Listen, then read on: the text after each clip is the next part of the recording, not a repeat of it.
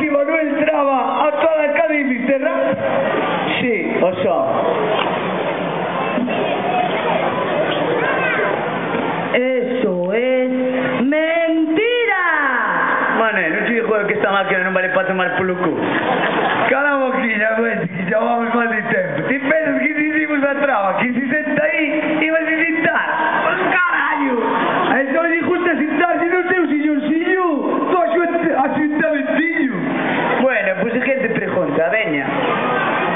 É verdade que traballou vostede no colegio do cura? Era famoso xa naquel tempo porque suspendía o 95% e só aprobamos na familia.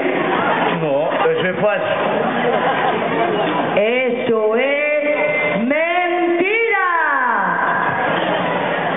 Non te dijo, mané, que esta máquina non vale para tomar polo cu. Tranquilo, relax. Vamos a deixar a cosa así, veña. Vamos a facer outra